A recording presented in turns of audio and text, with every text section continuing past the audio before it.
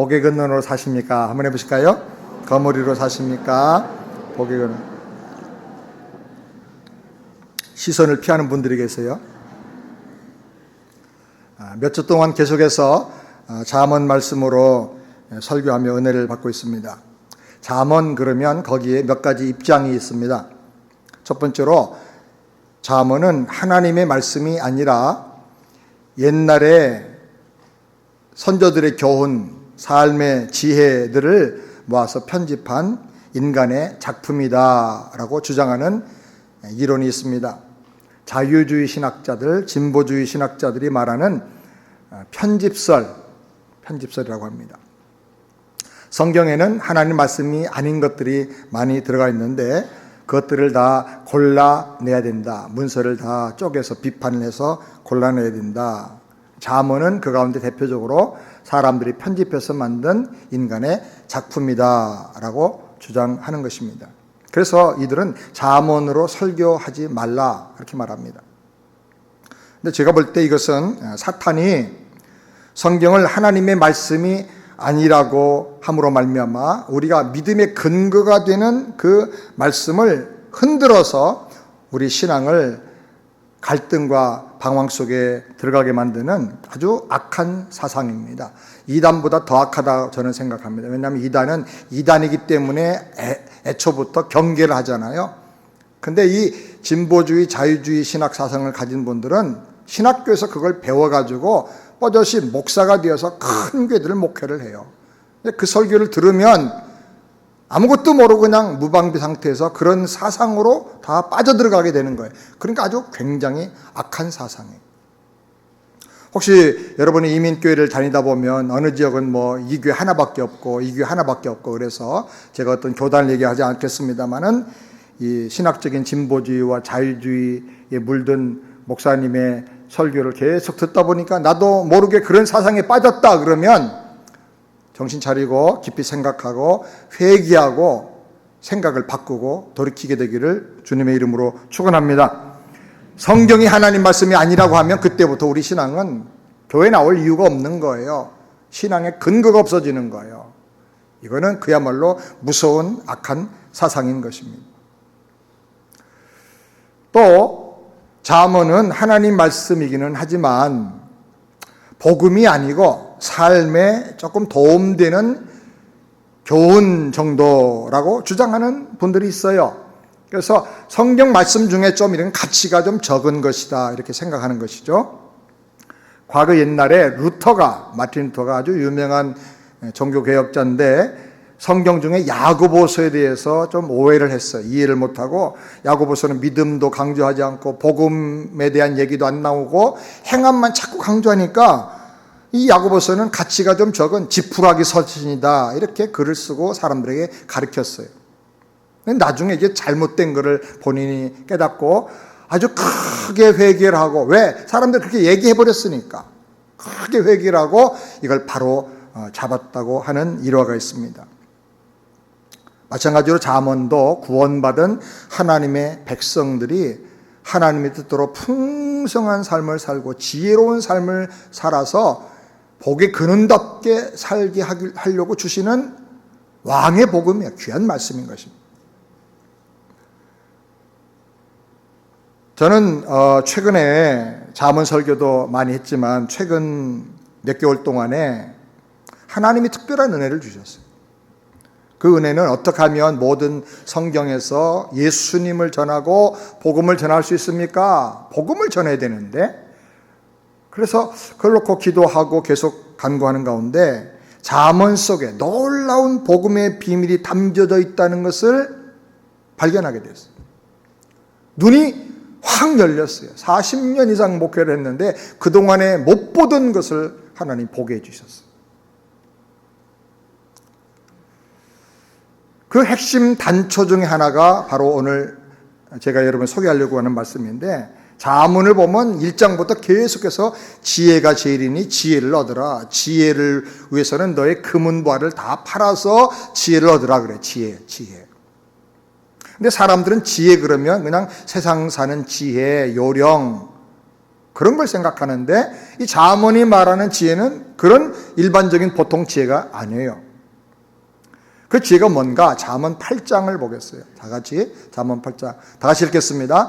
그가 하늘을 지으시며 궁창으로 해면에 들어오실 때 내가 거기 있었고, 그가 위로 구름 하늘을 견고하게 하시며 바다의 샘들을 힘있게 하시며 바다의 한계를 정하여 물로 명령을 거스리지 못하게 하시며 또 땅의 기초를 정하실 때에 내가 그 곁에 있어서 상조자가 되어 날마다 그 기뻐하신 바가 되었으며 항상 그 앞에서 즐거워하였으며. 잠언 8장을 앞에부터 쭉 보면 지혜를 설명합니다. 지혜가 뭔가, 지혜가 누군가.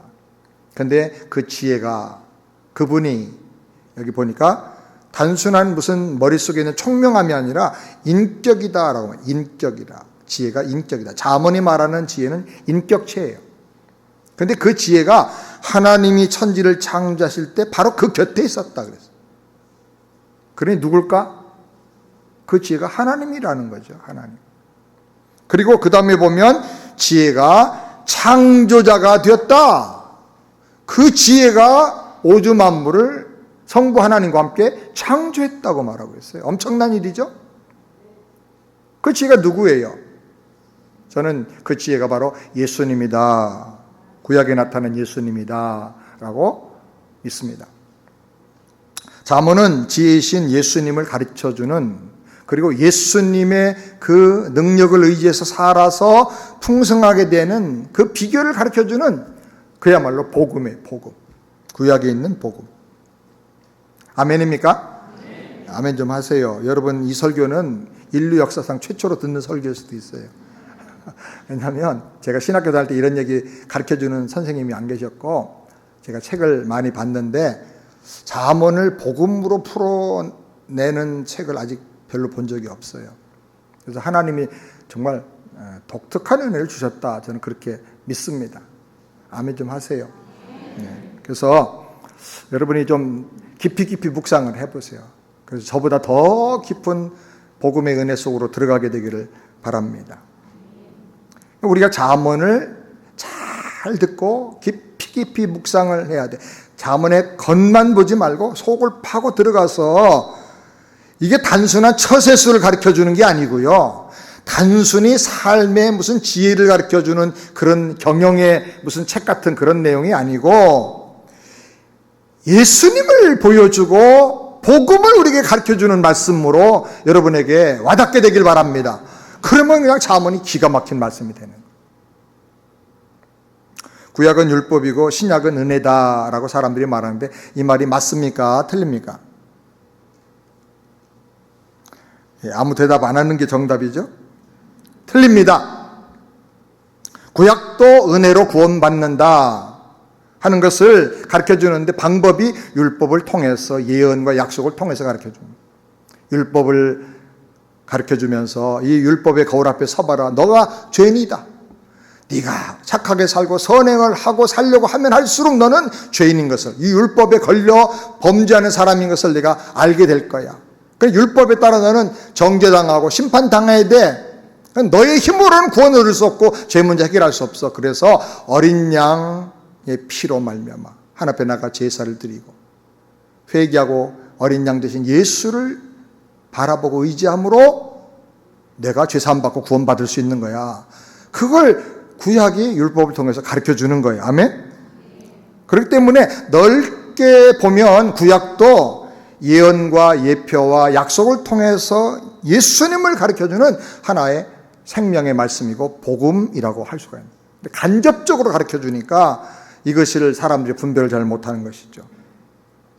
잠언은 구약 중에서 특별히 만왕의 왕이 되신 예수님께서 우리의 풍성한 삶을 살도록 하기 위해서 주시는 복음 중에 또 복음인 것입니다.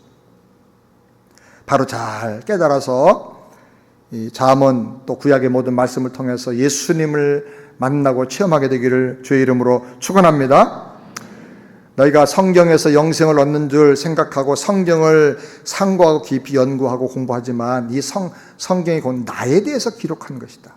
예수님 말씀하셨는데 성경은 영생의 책이다라는 것이고 성경은 구약이든 신약이든 어디를 봐도 예수님을 가르쳐주는 책이다라는 거예요. 그래서 우리가 성경을 잘 배우는 사람은 어디를 봐도 거기서 예수님을 묵상하고 예수님을 발견하게 돼야 되는 거예요. 그러므로 절대로 잠언을 처세술 책처럼 무슨 명심보감 읽듯이 무슨 마음을 이렇게 수련하는 간단한 지혜를 주는 것처럼 그렇게 읽지 말고 그거는 수박 껍데기만 보는 거와 똑같은 거예요. 그 속으로 들어가서 지혜 중에 지혜이신 예수님을 거기서 만나게 되길 바랍니다.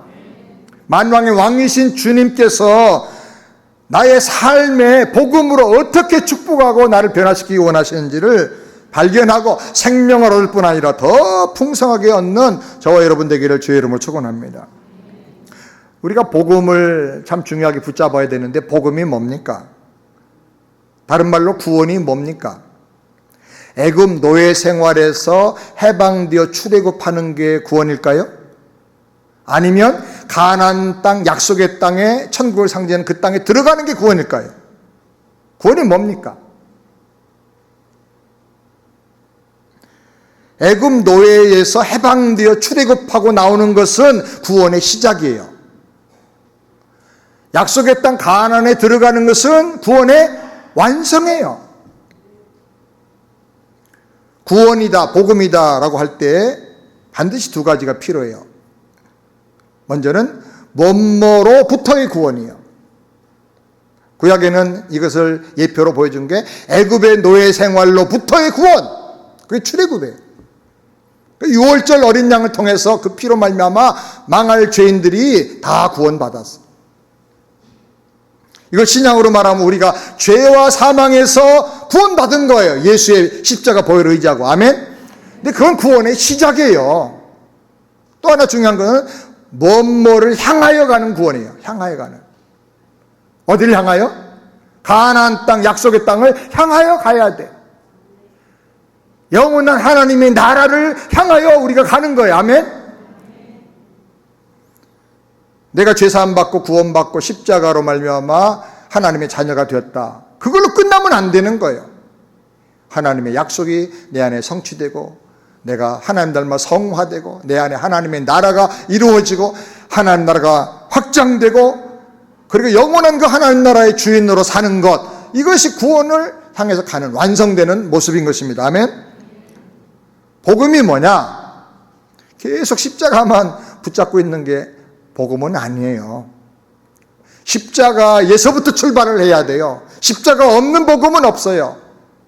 십자가가 모든 삶에 다 적용돼야 되지만은 십자가에서 출발해서 애굽에서 출발해서 홍해를 건너서 광야를 지나 약속의 땅에 가는 것처럼 우리 믿음이 성장해 나가야 되는 거예요. 아멘. 이걸 잘 깨달아야 돼요. 히브리서 6장 1절부터 2절 말씀 우리 다 같이 함께 읽겠습니다. 우리가 그리스도의 초보를 버리고 죽은 행실을 회개함과 하나님께 대한 신앙과 세례들과 안수와 죽은 자의 부활과 영원한 심판에 관한 교훈의 틀을 다잡지 말고 온전한 데 나갈지니라. 여기 그리스도의 도란 말은 딴 말로 바꾸면 복음이라고 할 수 있어요. 복음. 그리스도의 도인 복음을 거기 도의 초보를 버려라. 그러니까 복음의 초보를 버려라. 복음의 진리 도의 초보에만 머물러 있지 말라는 거예요. 그 쓸데없으니까 버리라 그 말이 아니라 거기만 머물러 있지 말고 더 성숙한 데로 나가라는 거예요. 그럼 복음의 초보가 뭡니까? 죽은 행실을 회개하는 거, 하나님에 대한 신앙에 관한 말씀, 세례, 물세례, 성령 세례 받는 것, 거듭나는 것, 안수받고 직분자 세워지고 하는 것, 부활에 대한 것, 심판에 관한 것, 다 이거 굉장히 우리가 볼 때는 중요한 진리들인데 이게 그리스도의 뭐라고요? 초보래요. 초보. 여기만 머물러 있지 말고 더 나가라는 거예요. 더 나가라고. 근데 사람들은요 몰라서 이거를 계속 강조해야 복음적인 설교다, 복음이다 그렇게 말해요. 정말 바보 멍텅구리예요.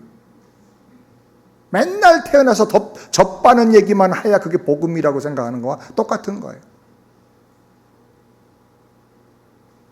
더 완전한 대로, 더 성숙한 복음으로 들어가야 되는 것입니다. 아멘?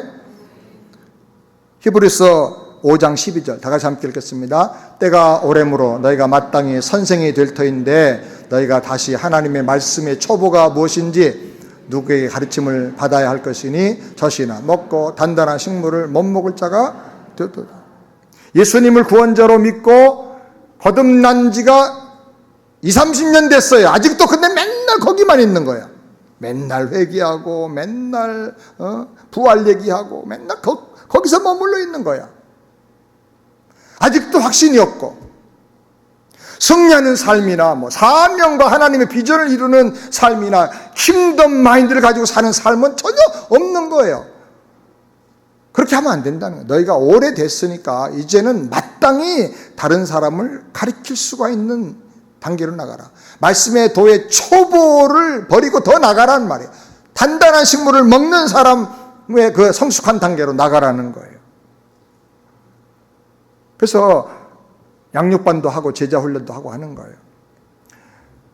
여러분, 제자 훈련은 저를 위해서 하는 거 아닙니다. 저는 뼈골 빠지는 고생을 해야 제자 훈련합니다. 진짜예요. 제자 훈련 하다가 병든 목사님들 한두 명이 아니에요. 그거 그렇게 사역하면서 어려운 거예요. 근데 하라하라 사정사정 해야 될 게 아니고 목사님 좀 해주세요. 오픈 좀 해주세요. 그래 여러분이 사정해야 돼요. 따라서 합시다. 입장이 바뀌어야 된다. 여러분이 사정하고 제가 이거 너무 힘든데 그래서 할 수 없이 하고 이래야 돼요. 아멘?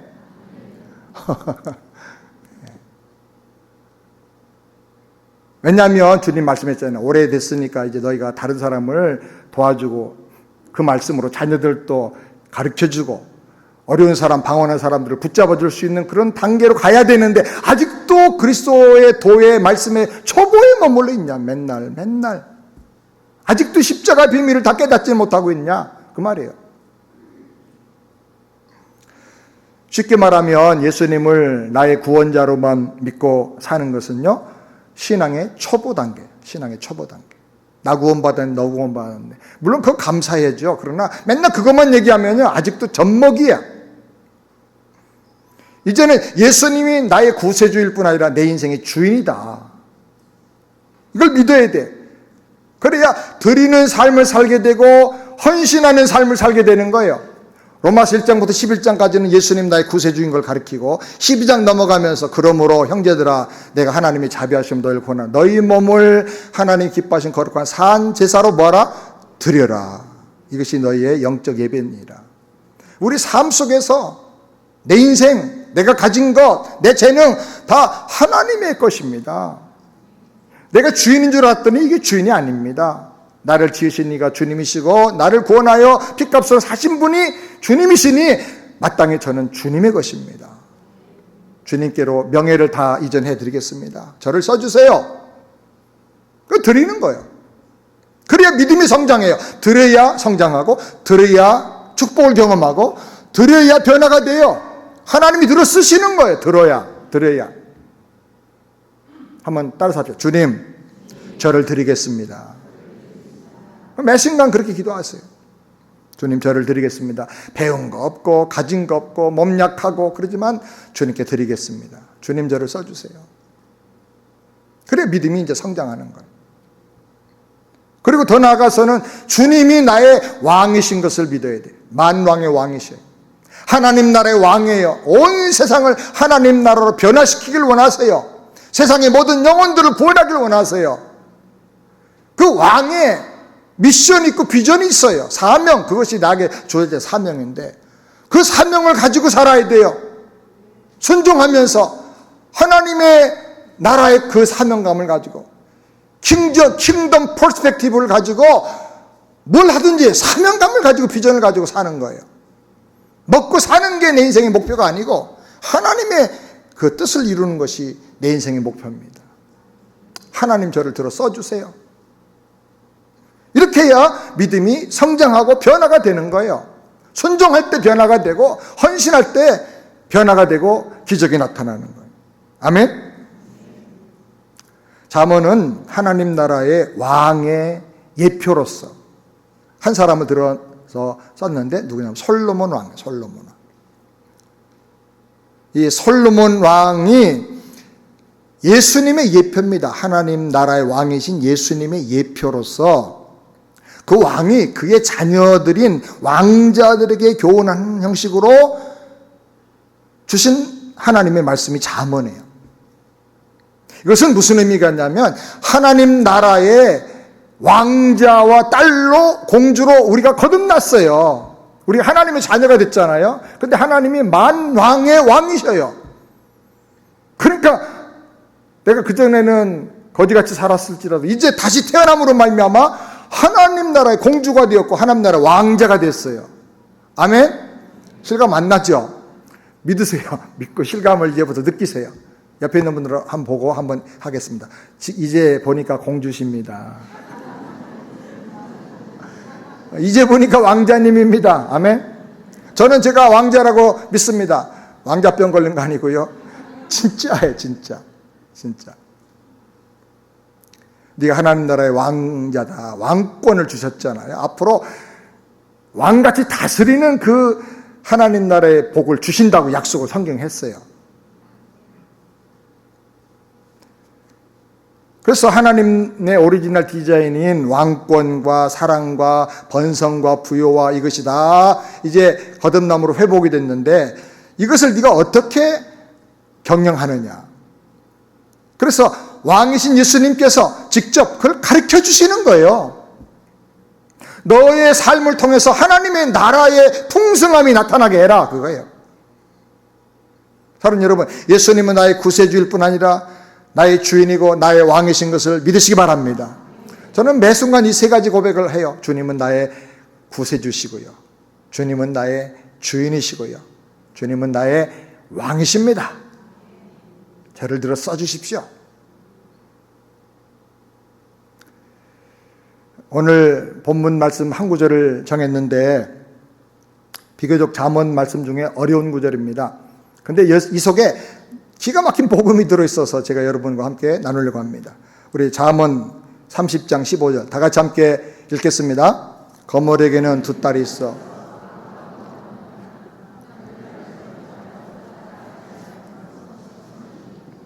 네. 그 다음 구절도 중요한데 그건 나중에 또 말씀을 또 생각해야 될 부분일 것 같아서 이 한 절만 봤습니다. 이게 도대체 무슨 말씀입니까?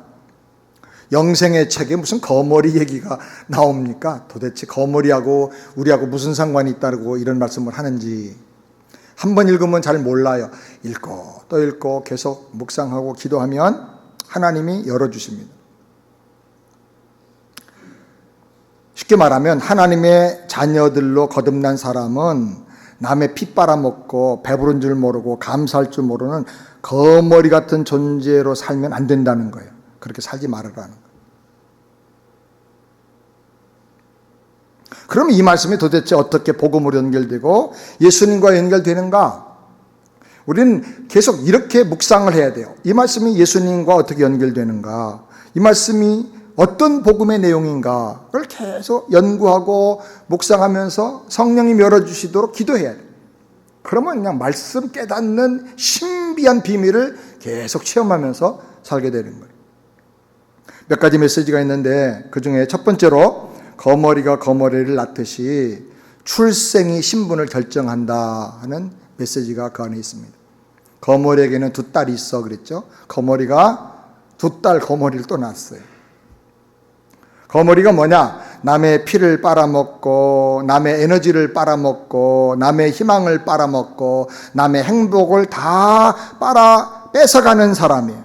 그리고 자기만 위해서 사는 사람, 세상과 육신의 정욕에 속해서 사는 사람의 상징적인 단어가 거머리. 요 말씀 속에서 자기 만족만 중요하게 생각해서 자기 배만 위해서 사는 사람이요. 나를 위해서는 다른 사람 다 희생시키고 다 속상하게 만들고 다 마음 상하게 만들면서 사는 사람. 근데 이 사람이 어떻게 사는 사람인가? 로마서 3장 한번 볼까요? 10절부터 다 같이 함께 읽겠습니다. 기록된 바 의인 없나니 하나도 없으며 깨닫는 자도 없고 하나님을 찾는 자도 없고 다 치우쳐 함께 무익하게 되고 선을 행하는 자도 없나니 하나도 없도다. 그들의 목구멍은 열린 무덤이요 그 혀로는 속임을 일삼으며 그 입술에는 독사의 독이 있고 그 입에는 저주 악독이 가득하고 그 발은 피 흘리는데 빠른지라. 그냥 사람들을 피 흘리고 이용하고 상처 주고 독을 내품고 이렇게 사는 사람이 누구냐? 하나님 없이 혈과 육으로 사는 죄인입니다. 이렇게 살다가 이 세상에서도 그냥 거머리같이 살다가 영원히 멸망할 사람. 이게 거듭나기 이전에 우리 모습이었고 불신자들의 모습이에요.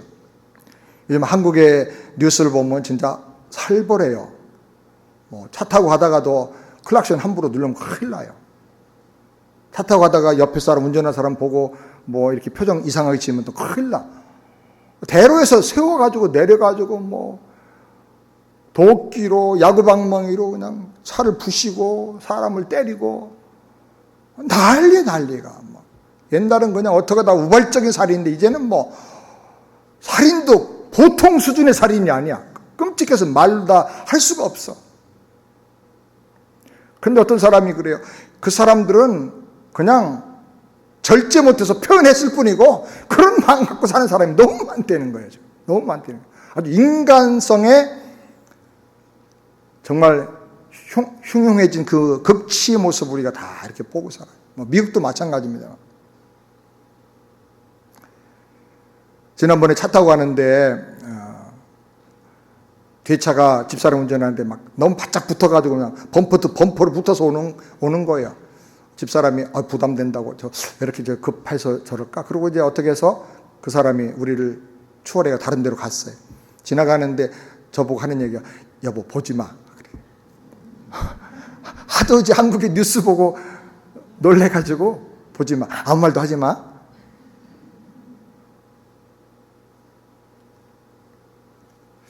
근데 그런 마음이 우리 안에도 있죠. 다 있어요.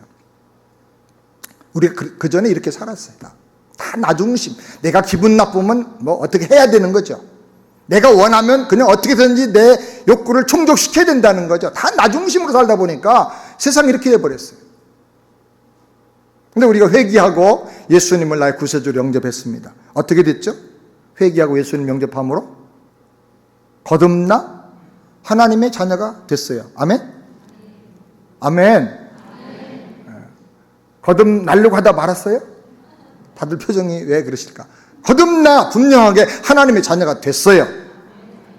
하나님 말씀이 그렇게 약속을 하고 있고 또 내가 그걸 체험했단 말이죠. 그럼 이제 뭐가 어떻게 됐어요? 출생이 달라졌어요.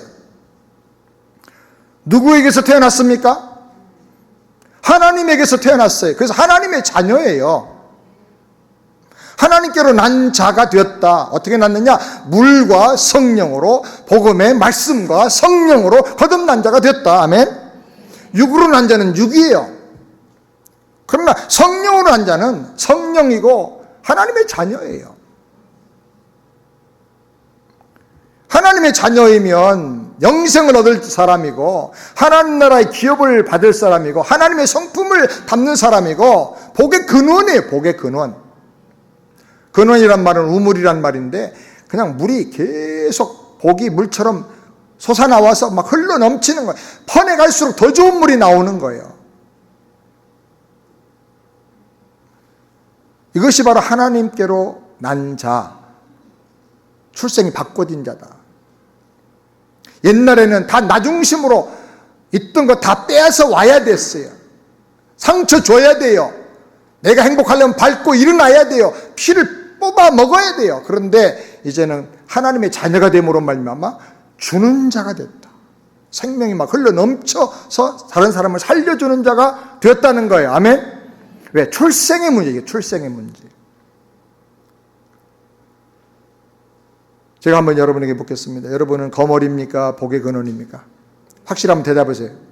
나는 복의 근원이다. 거듭났다. 확실합니까? 여러분 때문에 이제 사람들이 살아나고 행복해지고 변화되는 역사, 힘나는 역사 일어나야 될 줄을 믿습니다. 가장 중요한 것, 달라진 거 뭐냐? 나의 출생이 달라졌다. 나의 신분이 달라졌다. 어떻게? 죄를 회개하고 과거의 나의 삶을 끊어버리고, 그리고 예수님은 나의 구세주로 영접하고 하나님의 생명을 내가 믿음으로 받아들였기 때문에 죄사함 받고 하나님의 자녀로 거듭 태어났다. 아멘.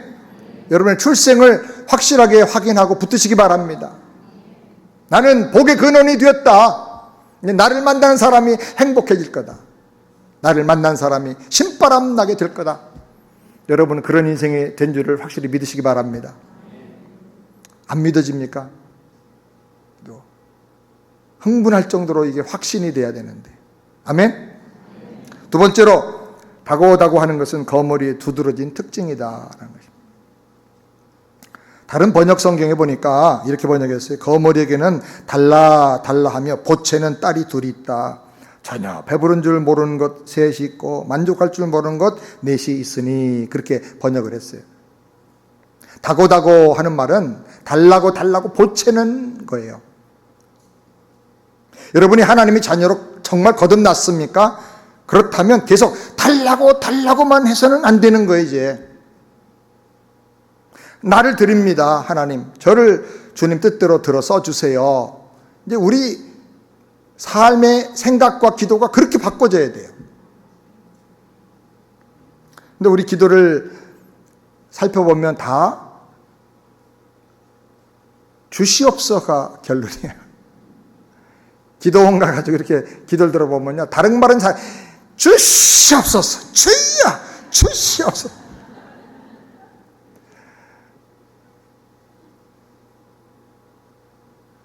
주님, 저를 주께 드립니다. 주님의 뜻대로 저를 사람 살리고 사람을 먹이고 사람을 돕는 도구로 사용하여 주옵소서. 그런 기도가 너무 적어요. 우리가 얼마나 아직도 어린아이같이 미성숙한 삶을 살고 있는지 몰라요. 제가 조금 구체적으로 한번 말씀드리겠습니다. 거듭났다 하면서도 전도하자, 선교하자 그러면 부담이 느껴지죠? 움츠러들어요. 심지어 어떤 분은 선교하자 그래서 시험 드는 분도 있어요. 세상에 성경의 결론이 선교거든요. 구원의 목적이 선교예요. 근데 선교하자고 그랬다고 시험이 든대요. 도대체 어떻게 하란 말이에요? 어떤 분은 목사님 다 좋겠는데요, 조용히만 믿게 해주세요. 그럼 제가 결석 안 할게요.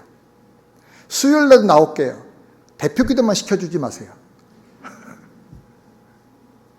그게 복음을 믿는 건가? 한번 생각을 해봐야 돼요. 초대교회 때는 로마의 핍박을 받으며 그냥 믿는 모습만 보여줘도 잡혀가서 끌려가서 순교당하고 죽어야 되는데 그래도 예수를 증거하고 살았잖아요.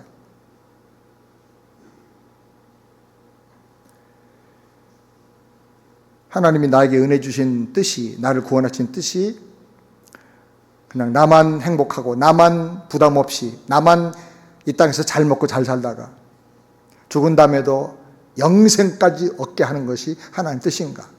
예수 믿기 전에도 그렇게 나 중심의 욕심으로 살았는데 예수 믿은 다음에는 더 큰 욕심 부려가지고 영생도 얻고 하나님 축복도 얻고 천국도 얻고, 그게 구원인가? 그게 거듭난 건가? 우리 한번 생각을 깊이 좀 해봐야 돼요. 불신자들이 그거 아니라고 말합니다.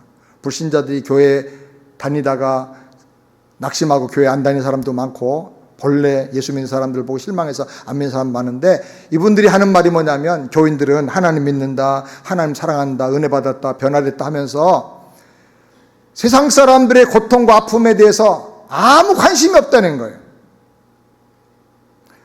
죽어가고 힘들어하는 사람들 외면하고 도와줘야 할 사람들에 대해서 고개를 돌리고, 복음을 모르고 진리를 몰라서 방황하는 사람들이 있으면 사랑으로 다가가줘야 되는데 부담 느낀다고 입을 다물어 버린다는 거예요. 어디를 봐도 예수 믿고 달라진 모습이 없다는 거예요. 그리고 돈 모아가지고 자기네 건물만 세우고 교회만 무슨 성으로 만든다는 거죠. 저는 우리 교회 참 좋아요. 우리 교회가 참 좋다고 생각해요. 좋은 건물이 하나도 없어요. 다들 한꺼번에 짓지도 않고 하다가 복음 전하고 이렇게 하다가 또 필요하면 조금 더 늙히고 여기 와가지고 우리 5번째 진 거예요. 이게 좋은 거예요. 돈 많은 분이 그냥 한 몇천만 불 딱 내가 짓는 거 그게 아니고.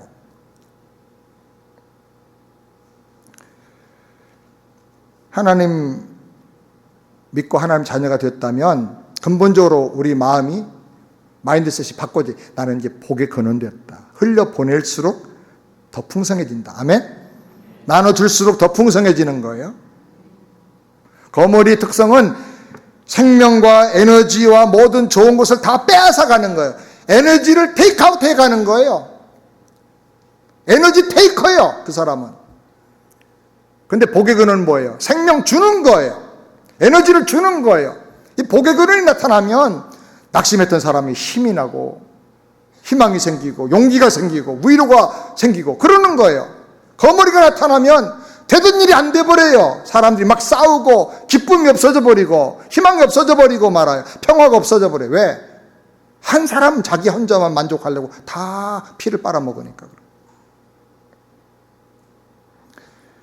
사랑 여러분, 우리가 하나님의 자녀라면 거머리처럼 살 수 없습니다. 아멘? 따라서 합시다. 거머리처럼 살지 않겠습니다. 에너지를 주는 사람, 에너지 기버가 돼요. 생명을 주는 사람 되길 바랍니다. 행복을 주는 사람 되길 바랍니다. 돈 없어도 괜찮아요. 응원을 주세요. 격려를 주세요. 박수를 주세요. 칭찬을 주세요. 위로를 주세요. 그 말이 돈 얼마 주는 것보다 훨씬 나아요. 감사하며 나누고 드리고 사는 우리가 되길 바랍니다. 그 다음에 세 번째로 거머리처럼 살면 2배의 거머리가 생겨서 내 피를 빨아먹는다 하는 경고가 들어있어요. 거머리에게는 2딸이 있다고 말씀했죠. 내가 거머리 살면 얼마 후에는 2딸이 태어났는데 그는 너보다 더 진한 거머리가 돼. 2배의 거머리가 돼가지고 내 피를 말년에 다 빨아먹는 거야. 그렇게 말씀하고 있어요. 옛날부터 딸은요, 허가 맡은 도둑놈이라고 그러죠. 아재아니에요. 제가 보니까, 저는 딸이 없어서 경험적으로는 이제 그런 얘기 못 하는데, 이렇게 관찰해 보니까 그래요. 지난번에, 처남이 이제 7식구를 데리고 저희 집에 와서 한 달 동안을 같이 지냈어요. 보니까 완전히 딸 바보예요. 딸 때문에 온 거예요. 처남의 성격상 그렇게 한 달 동안 와 있을 수가 없어요. 바빠가지고. 그런데 딸 때문에 온 거예요. 딸이 가자고 하니까. 딸의 낳은 아들과 그 손녀가 있어요. 손자, 손녀 때문에 온 거예요. 어떻게 이렇게 사랑하는지. 간, 신장 다 빼주는 거야. 뭐 하자 그러면 그냥 더 해주는 거야. 야, 딸은 허가 난 도둑놈이 맞구나. 딸이 달라고 하면 거절하는 부모가 거의 없는 거예요. 일반적으로. 그래서 그 딸을 여기 예를 든 겁니다. 거머리에게 2딸이 있다 그 말이. 너가 거머리같이 살아서 다른 사람 행복 다 뺏어가고 다른 사람 유익 다 뺏어가고 너만 너의 배만 불리면서 살려고 한다고 하면 어느 날 너를 닮은 너보다 더 심한 거머리 2개가 나타나서 2딸이 나타나서 너의 인생을 사정없이 피 빨아먹듯이 행복 다 뺏어가고 건강 다 뺏어가고 물질 다 뺏어가고 그런 일이 곧 일어나게 된다. 거머리의 2딸은요 사람 딸이기도 하지만 현실적으로 보면 사고, 대형 사고가 일어납니다. 모았던 거 다 없어집니다. 질병, 병 걸려가지고 뭐 보험으로 커버가 안 돼. 뭐 그냥 얼마나 많은 돈을 다 쓰고 하는지 몰라요. 자녀들 사고치고 애들이 뭐 문제가 돼가지고 평생을 부모를 기대고 살고 부모의 피를 빨아먹으며 사는 자녀들도 있어요. 또 주변의 사람들, 재난, 강도, 그리고 걱정, 근심이 내 안에 들어와가지고 내 속에 거머리가 돼가지고 행복 다 빨아가고 기쁨 다 빨아가고 인생의 만족 가치가 다 없어져 버려. 이 걱정, 근심이 또 건강까지 다 빨아가 버려요. 건강까지.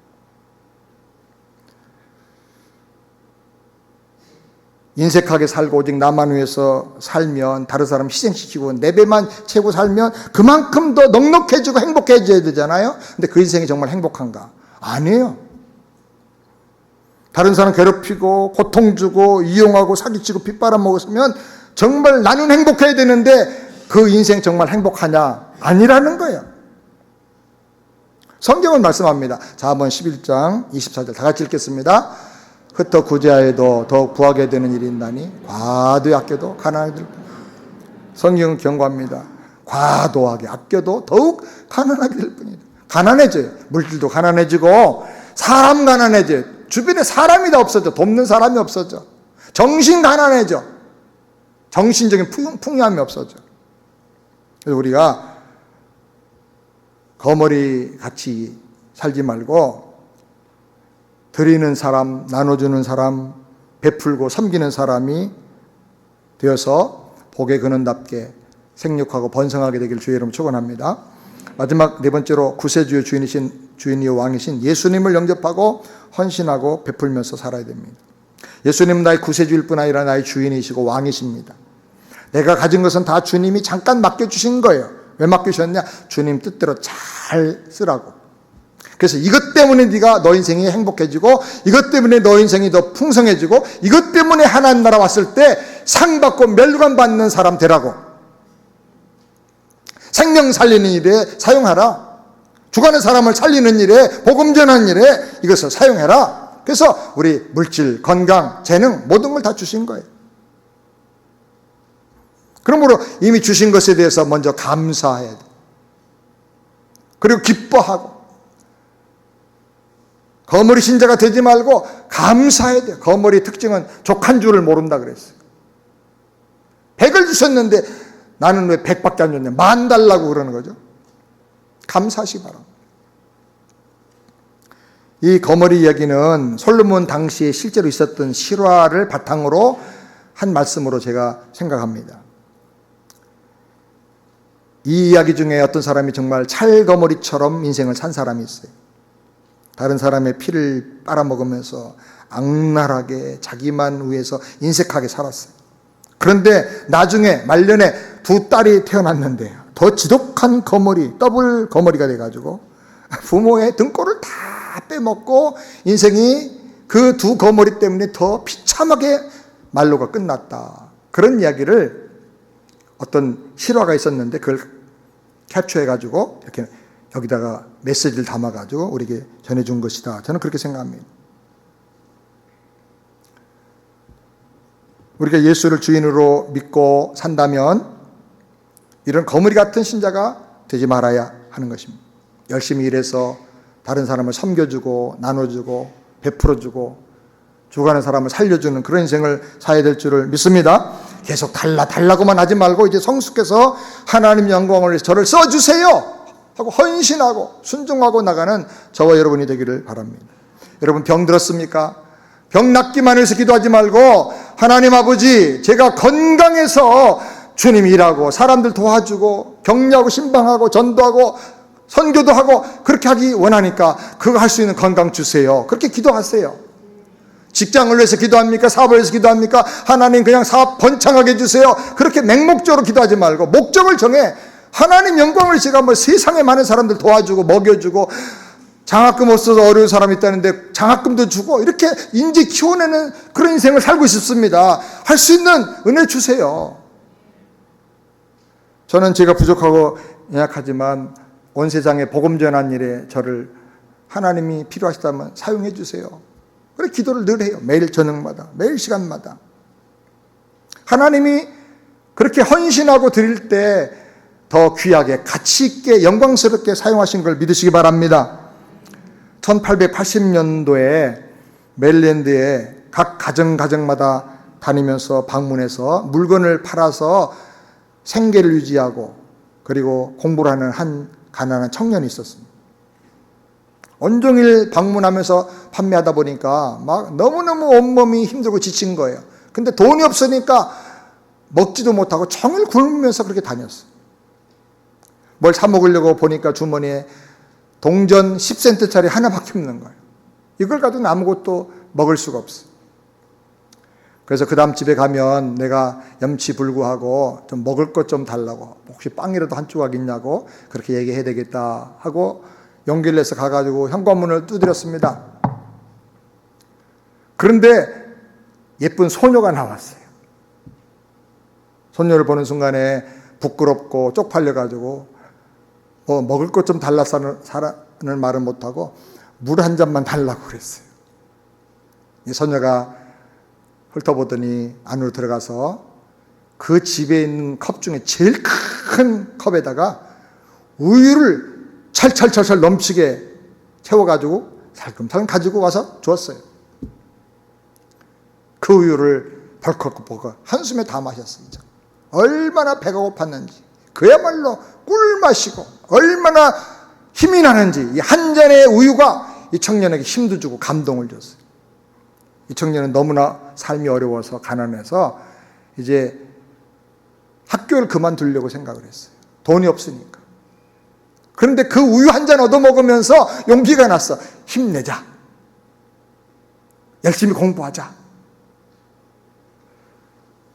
그 사건이 있은 다음에 한 10년 이상이 지났습니다. 어른이 된 소녀가 큰 병에 걸렸어요. 진찰을 받아보니까 이거는 이 동네에서는 못 고쳐요. 큰 병원의 전문의사를 만나야 된다는 거예요. 죽을 병이라는 거예요. 그래서 전문의사를 수소문해서 초청을 했습니다. 모셔온 전문의사가 왔는데 그 이름이 하워드 켈리라는 사람이었어요. 소녀에게 우유 한 잔을 얻어먹었던 바로 그 청년이에요.